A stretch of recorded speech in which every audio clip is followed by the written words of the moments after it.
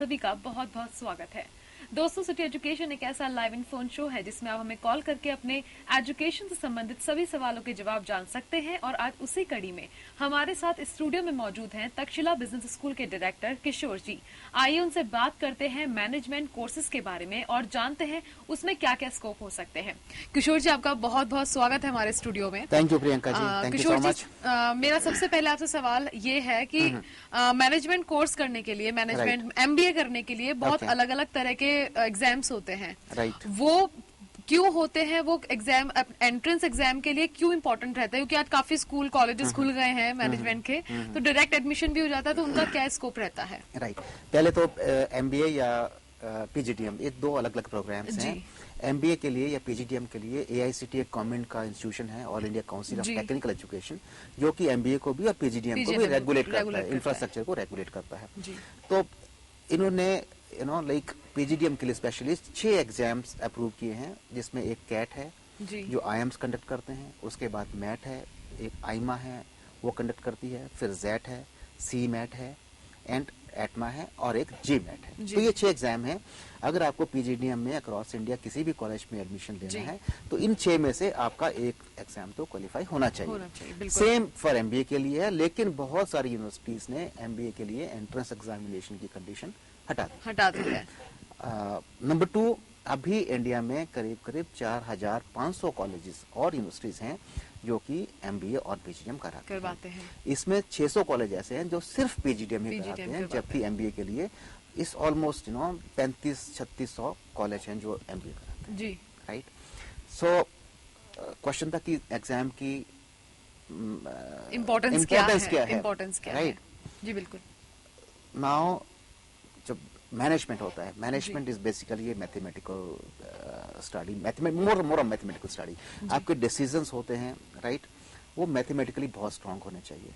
या जब मैं दूसरे शब्दों में कहूँ कि जब आपको कोई डिसीजन लेना होता है तो वो डिसीजन आपका मैथमेटिकली बहुत स्ट्रांग होना चाहिए। तो इसके लिए नंबर 1 जो एंट्रेंस एग्जामिनेशन होते हैं उसमें हम कोशिश करते हैं बच्चे का IQ टेस्ट करने का, मैथमेटिकल लेवल चेक करने का, उसका कम्युनिकेशन लेवल चेक करने का। और अब हर बच्चा या हर स्टूडेंट तो हर काम के लिए नहीं बना होता, right. Maybe I am good for engineering, maybe you are good for management, maybe someone is good for drawing और आर्किटेक्ट। तो हर बच्चे का एक अलग अलग सोचने का, काम करने का तरीका होता है। तो इन टेस्ट के थ्रू वी ट्राई टू जज कि कौन सा बच्चा मैनेजमेंट के लिए बेस्ट फिट है, बना है, बेस्ट फिट है। तो इनकी ये अहमियत है। ठीक है। अब सर बात करें PGDM जो आपने बताया, तो PGDM MBA से कितना अलग है और ये कितने टाइम पीरियड का रहता है? और इसमें एंट्रेंस तो होता ही है, लेकिन बच्चे को पढ़ाई में अलग से क्या मिलता है? क्योंकि ये नई एक कोर्स आया है नया, क्योंकि PGDM बहुत कम लोगों ने सुना है। मैं जानती हूँ कि मैंने बहुत कम पहली बार सुना है, आपके मुंह से PGDM सुना है, तो काफी लोग होंगे हमारे व्यूवर्स होंगे, उन्होंने सुना ही नहीं होगा ये नाम। तो ये कितने टाइम पीरियड का होता है, उसको स्कोप क्या है? नंबर 1, PGDM कोई नया चीज नहीं है इंडिया में, राइट। अगर मैं बात करूँ IIMs, 1960s के आसपास IIMs शुरू किए गए थे, फर्स्ट IIM। और IIMs ने PGDM प्रोग्राम जो कराते हैं उसको MBA नहीं कराते, वो PGDM प्रोग्राम ही कराते हैं, ठीक है।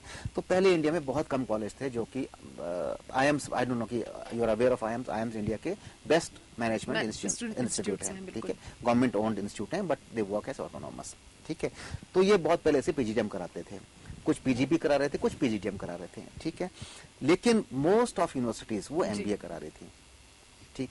तो PGDM एक नया चीज नहीं है। नंबर 2, PGDM और MBA में फर्क तो नहीं होना चाहिए था, बट आहिस्ता आहिस्ता इतना फर्क हो गया कि बहुत ज्यादा फर्क हो गया।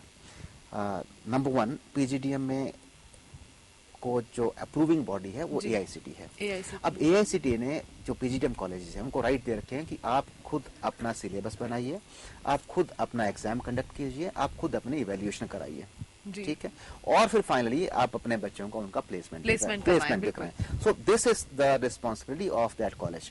मींस सिलेबस बनाना, उसको पढ़ाना, उसके बाद एग्जाम कंडक्ट कराना, उसके बाद उस बच्चे की प्लेसमेंट कराना, ये सिंगल एक कॉलेज की रिस्पॉन्सिबिलिटी है। लेकिन MBA में थोड़ा सा ये चेंज हो गया। MBA में सिलेबस तो यूनिवर्सिटी बनाती है, ठीक है, एग्जाम यूनिवर्सिटी लेती है, लेकिन पढ़ाई कहीं और होती है, ठीक है। तो कहीं ना कहीं तो कम्युनिकेशन गैप आएगा। अब अगर कॉलेज ने अच्छे से नहीं पढ़ाया जी, तब भी दिक्कत है, अगर यूनिवर्सिटी का सिलेबस अच्छा नहीं हुआ जी, तब भी फिर दिक्कत तब है, भी दिक्कत है, तब भी बिल्कुल। प्लेसमेंट में दिक्कत है। तो दोनों में ये फर्क है। नंबर 2, नंबर 3 बेसिक फर्क ये है कि जो पीजीडीएम प्रोग्राम है ये कॉलेज कराएगा, एंड कॉलेज कराएगा इसको प्लेसमेंट के हिसाब से। जी, तो इसमें इंडस्ट्री एक्सपोजर बहुत ज्यादा है। लाइक देयर इज इंटर्नशिप, एक कोई कॉलेज एक इंटर्नशिप करा रहा है, कोई जी, 2 करा रहे हैं, कोई 3 भी तीन करा रहे करा हैं, रहे 3 हैं। भी करा रहे हैं। और एमबीए में होना तो नहीं चाहिए था, लेकिन इंडस्ट्री एक्सपोजर ऑलमोस्ट नेग्लिजिबल हो गया, बहुत ही कम हो गया, बहुत कम बहुत हो कम गया है। है। उसकी वजह से क्या हुआ कि पिछले 2-3 साल में, 4 साल में जैसे ही जी, इकोनॉमी में रिसेशन आया, राइट, एमबीए में जॉब मिलना बंद हो गया।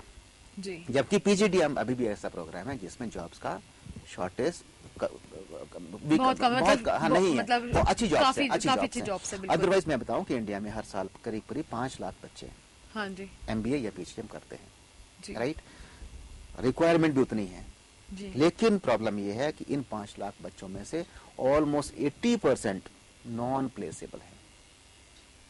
नॉन प्लेसेबल का मतलब कि वो प्लेसमेंट या जॉब के काबिल है ही नहीं। जी। तो अच्छा, हम सब हमारे साथ एक कॉलर जुड़े हैं। हाँ, अच्छा ठीक है, हाँ हाँ जी, हाँ जी, हाँ जी। हेलो।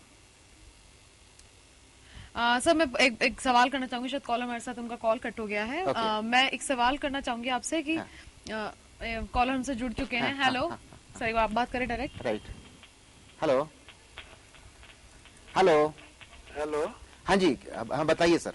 हाँ, मैं ये पूछना चाह रहा था, जी, एमबीए अच्छा हो या फिर होटल मैनेजमेंट करना अच्छा हो, अपने बच्चों के लिए पूछ रहा था।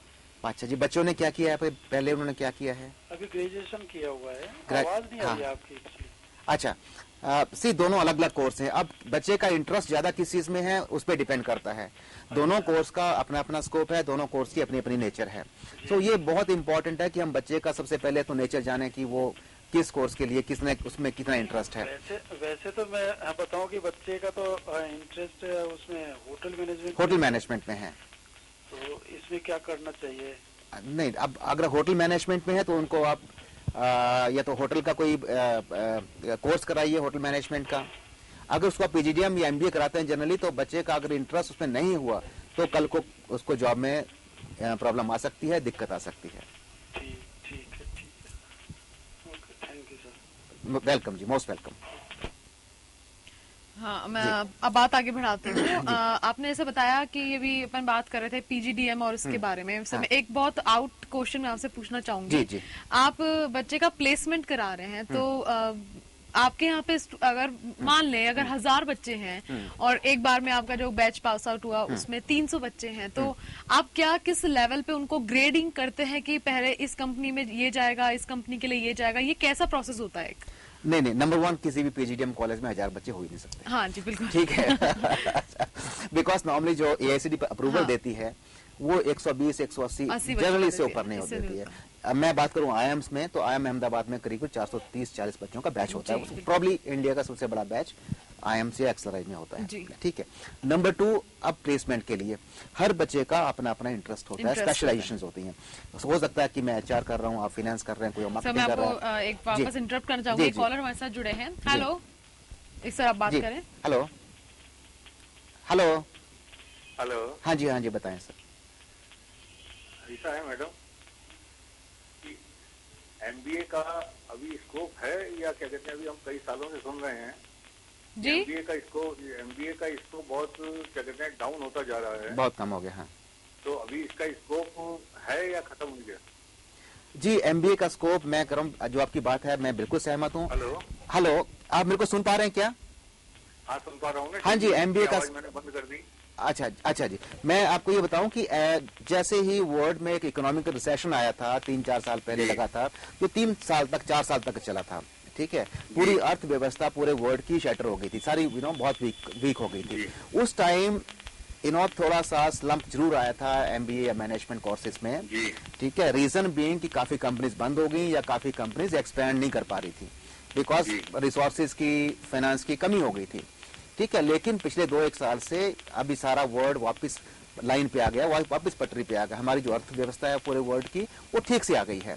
अब कंपनीज एक्सपैंड भी कर रही हैं, बिजनेस भी ग्रो कर रहा है। ठीक है, और उसी के साथ में नए रिक्रूटमेंट्स की, नए जॉब्स की काफी रिक्वायरमेंट आ चुकी है। तो एमबीए का स्कोप आपके हिसाब से क्या आपको लगता है कि क्या कहते हैं बच्चे का एमबीए कराना सर प्रॉफिटेबल है? सर बच्चे का एमबीए कराना बहुत अच्छा है। आज पूरा वर्ल्ड ग्रो कर रहा है। राधा इंडिया का मैं अगर बात करूं ग्रोथ की, तो इंडिया का जो ग्रोथ रेट था वो प्रॉब्ली चाइना के इक्वल आता जा रहा है, राइट। तो इस टाइम बहुत अच्छा है कि आप अपने बच्चे को कोई मैनेजमेंट प्रोग्राम कराएं। मैं ये नहीं कहूंगा कि एमबीए कराएं या पीजीडीएम कराएं, दोनों में फर्क है। पहले आप इन दोनों को चेक कर लीजिए कि आपके बच्चे को क्या सूट करता है, उसके बाद आप डिसाइड करें कि आपको एमबीए कराना है या पीजीडीएम कराना है। लेकिन स्कोप बहुत अच्छा है अभी, तो आप उस बात से बिल्कुल निश्चिंत रहें।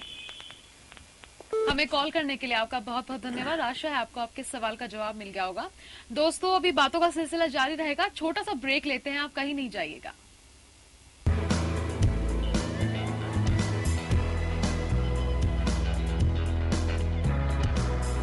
This programme is sponsored by Mahila Shakti एवं सशक्तिकरण संस्था। 11 जनवरी 2015 से बेटी बचाओ बेटी पढ़ाओ संकल्प अभियान चलाने जा रही है, जो कि 3 साल तक चलेगा। और इस अभियान में 1 करोड़ राजस्थान के लोगों को जोड़ने का लक्ष्य रखा गया है।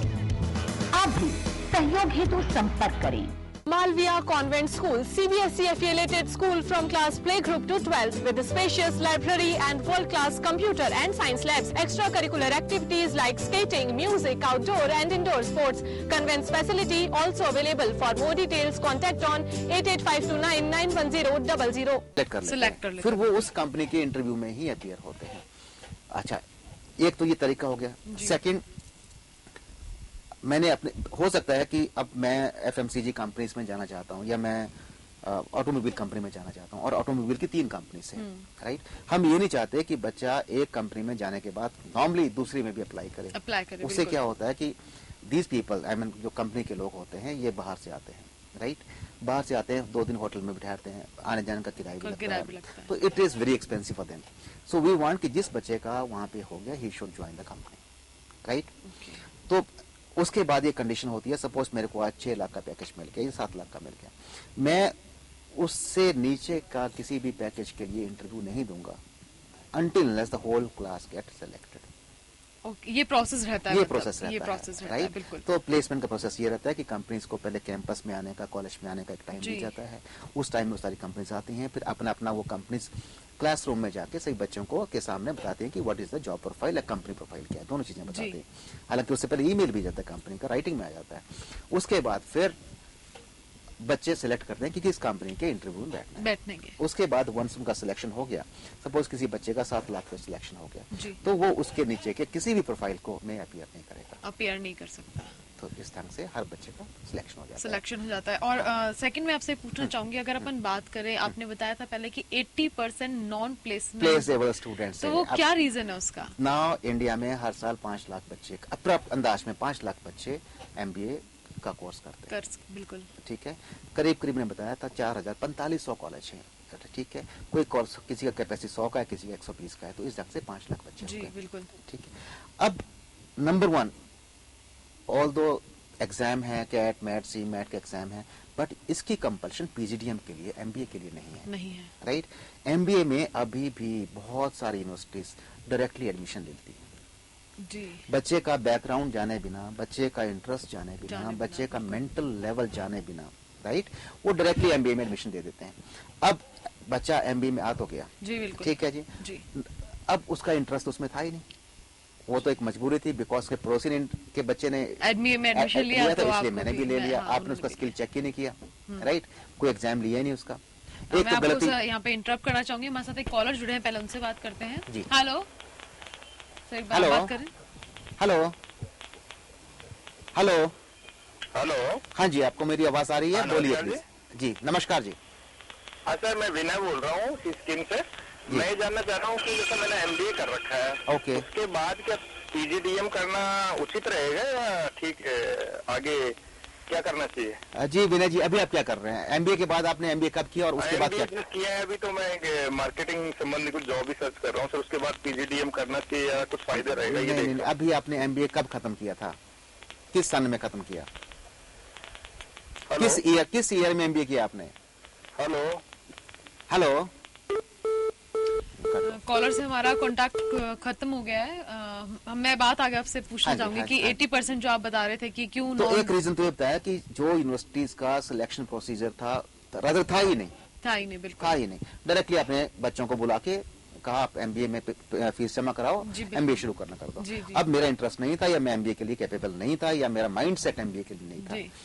मेरे को एडमिशन दे दिया। Number 2 most important thing, MBA में आने के बाद मैं एमबीए को एमए हिस्ट्री की तरह पढ़ाऊं या एमए पॉलिटिकल साइंस की तरह पढ़ाऊं या इसको इंडस्ट्री में एक्सपोजर देके पढ़ाऊं, that depends on that university. India में सबसे बड़ी एक वीकनेस है यूनिवर्सिटीज की, ये 10 साल 15 साल तक अपना सिलेबस चेंज नहीं करते। चेंज नहीं करते चेंज नहीं करते। और व्हाट अबाउट फैकल्टी, अगर हम फैकल्टी हाँ, की बात पहले, करें पहले तो मैं इसकी चेंज नहीं करती। बिल्कुल। उस चेंज ना होने से बच्चा एमबीए सर की मैं क्लास आपको में। वापस इंटरप्ट करना चाहूंगी, कॉलर हमारे साथ जुड़े हैं। हेलो सर, आप हेलो। बात करें।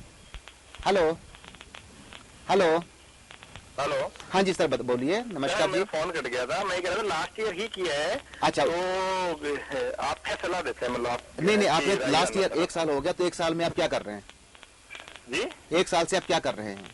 नहीं, अभी तो मैं यही आगे की प्लानिंग कर रहा हूँ, और थोड़ा मैं अभी तो कुछ जॉब के लिए कर रहा हूँ। आपने 1 साल से जॉब नहीं किया? हाँ हाँ जॉब नहीं किया या आपको जॉब नहीं मिला? हाँ, वही सर कि अपने सेटिस्फेक्शन के उस हिसाब से भी मिल नहीं रहा कहीं। अच्छा, तो अभी आपको जो जॉब ऑफर मार्केट में हो रहा है उसमें सैलरी पैकेज क्या क्या ऑफर हो रहा है आपको? अभी मीडिया है, सैलरी इसके पैकेज अलावा जिस अपने- कंपनी में आप इंटरव्यू के लिए जाते हैं वो कंपनीज आपको कितने की जॉब ऑफर कर रही हैं, कितने पैसे की, कितने सैलरी की? अभी 15 to 20,000। सर आप इमीडिएटली टाइम वेस्ट ना करें, है। आप टाइम वेस्ट ना करें, आप अच्छे कॉलेज से पीजीडीएम का कोर्स करें। ओके। राइट, बिकॉज आपने पहले आई डोंट नो कहाँ से एक प्रोग्राम कोर्स किया है, लेकिन अगर एमबीए करने के बाद 15 से 20 हजार का ऑफर हो रहा है तो कहीं ना कहीं आपने गलत प्रोग्राम कर लिया है। Yes yes. जो मैं अभी बात कर रहा था प्रियंका जी से भी कि 80% बच्चे नॉन प्लेसेबल हैं जी, उसका। हाँ बिल्कुल। राइट, बिल्कुल सर। तो Right. आप सर हाँ कोई पीजीडीएम का प्रोग्राम करें अच्छे कॉलेज से, आपके लिए बेहतर रहेगा। ठीक है sir, thank you so much. Most welcome. Vinay ji, हमें कॉल करने के लिए आपका बहुत बहुत धन्यवाद। हम बात आगे बढ़ाते हैं वापस से नॉन प्लेसेबल जो बच्चे हैं। हाँ। आप बता रहे थे कि यूनिवर्सिटी का कोर्स 10 साल से वही चला आ रहा वही है। चला रहा है, 10 साल पहले उन्होंने जी, पढ़ाते बिल्कुल। थे, आज भी वही पढ़ा रहे हैं, जबकि मार्केट कंडीशंस बहुत फास्ट चेंज करती हैं। इकोनॉमीज तो ये हालत हो गई है कि 10 दिन में 15 दिन में इकोनॉमिकल कंडीशन चेंज हो रही चेंज है। हो रही है। एंड रादर हमें आज का भी पढ़ाने की अपेक्षा हमें फ्यूचरिस्टिक 4 साल बाद क्या होने वाला है, 5 साल बाद क्या होने वाला है, क्लास में बच्चों से ये बात करनी चाहिए। जी। राइट, तो ऐसा क्यों हो रहा है? लेकिन हम ऐसी बात नहीं कर पा रहे हैं। हमारे उन जो 5 लाख बच्चे पास आउट हो रहे हैं उनमें जी। से हम सिर्फ 20% बच्चों को ही फ्यूचरिस्टिक बना रहे हैं। 80% को ना बनाने का सेकंड रीजन क्या है? सेकंड रीजन है हमारे कोर्स पढ़ाने वाले लोग, फैकल्टीज। जी, राइट, मैक्सिमम कॉलेजेस में या यूनिवर्सिटीज में फैकल्टीज 10 साल से 15 साल से 20 साल से कोर्स पढ़ा रहे हैं, ठीक जी। है। लेकिन वो आज तक ना तो उन्होंने बिजनेस किया होगा, ना उन्होंने बिजनेस करते हुए किसी कंपनी में कहीं गए होंगे, कहीं गए होंगे, कहीं बिल्कुल। होंगे। तो अगर मेरे को बिजनेस करना नहीं आता है, मैंने बिजनेस नहीं किया, ठीक। या मेरे को कि कंपनीज की कैसे वर्किंग होती है, जी। उसमें क्या रिक्वायरमेंट है, तो मेरे को वो नहीं पता, तो मैं बच्चों को कैसे बताऊंगा कि आपको ये करना चाहिए? जी, बिल्कुल, दैट्स ए बिल्कुल। Big drawback with. मैं तो ये कहता हूँ कि इंडिया में जितने भी गवर्नमेंट या प्राइवेट यूनिवर्सिटीज हैं या कॉलेजेस हैं, जी। उनको जो मैनेजमेंट प्रोग्राम्स हैं उसके फैकल्टीज हैं उनको 2 महीने 3 महीने के लिए इंडस्ट्री में एक्सपोजर के लिए भेजना चाहिए, बिल्कुल। ताकि उनको इंडस्ट्री में हो रहे चेंजेस का जो ट्रेंड चल रहे हैं, ट्रेन चल रहा है उनके बारे में उनको पता लगे, अपडेट रहे हैं वो। अपडेट रहे। सो दिस इज सेकंड, ये सेकंड रीजन है बच्चों का reason। नॉन प्लेसेबल होने का। फर्स्ट तो ये था कि आपने जब बच्चों को एडमिशन दिया, तो तो- हो सकता है कि आपने ऐसे बच्चों को एडमिशन दे दिया जो ड्राइंग में बेस्ट होना चाहता था, बिल्कुल। राइट, या डिजाइनिंग में अच्छा करना चाह जी, रहा था, बिल्कुल। राइट। नंबर 2 ये था कि आप जो प्रोफेसर हैं, जो लोग जी। पढ़ा रहे हैं, वो अपडेटेड नहीं थे। अपडेटेड नहीं थे। किशोर जी, मैं आपसे एक बात पूछना चाहूंगी जी। आप आगे कि अगर बच्चा पीजीडीएम करता है, एमबीए करता है, जी। वो उसकी चॉइस है, लेकिन Right। इंटरव्यू की तैयारी वो किस तरह से करे? क्योंकि आपने बताया कि अब दिसंबर में तो कंपनीज आती हैं प्लेसमेंट Right, के लिए, right। जुलाई के अंदर एग्जाम होता है, तो इस बीच में बच्चे को पढ़ाई करने का कितना समय मिलता है? क्योंकि जॉब तो उनको ज्वाइन करनी पड़ती है, हाँ, हाँ। तो वो पढ़ाई को भी कैसे मैनेज करे, टाइम कैसे मैनेज करे, और इंटरव्यू की तैयारी कैसे करे? नहीं, इंटरव्यू की देखो कोई स्पेशल तैयारी नहीं होती, जी। ना हो भी नहीं सकती है। मैं ये नहीं कर सकता कि मेरे को कल इंटरव्यू में जाना है और मैं आज बुक्स को रटा मार के या जी। बाकी चीजों के चेक करके तैयार हो जाऊं, ऐसा पॉसिबल ही नहीं है। बिकॉज इंटरव्यूअर आपसे क्या पूछेगा ये आपको भी नहीं पता, बिल्कुल नहीं होता। किसी को पता पता और नहीं अगर होता। हम टाइम मैनेजमेंट ले तो क्योंकि अभी मैं चाहूंगी आप हमारे व्यूवर्स को ये बताएं कि टाइम मैनेजमेंट वो कैसे करे, स्पेशली क्योंकि बहुत प्रॉब्लम रहती है उनके साथ, पढ़ाई भी कर रहे हैं और घर भी नहीं, देखना टाइम है। मैनेजमेंट की बहुत प्यारी थियरी है कि जो काम होता है जी। Work expands to fill the time gap available. जी आप जिस काम को, अगर मैं खाना खाना चाहूँ तो मैं खाना वो 3 मिनट में भी खा सकता हूँ और वही खाना मैं 30 मिनट में भी खा सकता हूँ। बिल्कुल। तो ये तो आपके ऊपर डिपेंड करता है कि आप काम को कितने टाइम तक खींचना चाहते जी। हैं और कितने टाइम में क्लोज करना चाहते Close करना हैं, चाहते हैं, राइट। बिल्कुल। ये तो एक इंडिविजुअल कैपेसिटीज है, इंडिविजुअल अंडरस्टैंडिंग है। लेकिन ये जो थियरी है मैनेजमेंट, इसकी टाइम मैनेजमेंट जी, की, जी। टाइम वर्क एक्सपेंड्स जी, जी, टू बिल्कुल। Fill the time available, to fill the gap available. तो ये तो हमें ध्यान देना पड़ेगा कि हम हर काम के लिए एक निश्चित तौर पे एक टाइम बना ले, कम से कम समय वो काम करके वो खत्म करें और अपना काम and- आगे बढ़ाए। बिल्कुल करेक्ट। बिल्कुल। लेकिन मैं जो आप था कि इंटरव्यू की तैयारी कैसे की जाए, तो इंटरव्यू की तैयारी तो आपको जिस दिन से आपने स्कूल में जाना शुरू किया, जी। जिस दिन से आपने होश संभाला, उस दिन से आपकी इंटरव्यू की तैयारी शुरू हो जाती है। राइट। हाँ किशोर जी, हम टाइम मैनेजमेंट की बात कर रहे थे और हमारे पास टाइम अब खत्म हो चुका है और आज का हमारा सेशन बहुत अच्छा, मैनेजमेंट की बहुत सारी चीजें हमने जानी और हमारे व्यूअर्स ने भी देखा कि हम किस तरह से मैनेजमेंट में आगे को पढ़ाई कर सकते हैं, कोर्स ले कर सकते हैं या हम उसके लिए जॉब सर्च कर सकते हैं। दोस्तों आज हमारे पास सिर्फ इतना ही, अगली बार एक और मैनेजमेंट या किसी और कोर्स से रिलेटेड किसी एजुकेशन स्पेशलिस्ट के साथ आएंगे। तब तक हमें दीजिए इजाजत, नमस्कार। Thank you Priyanka, thank you viewers.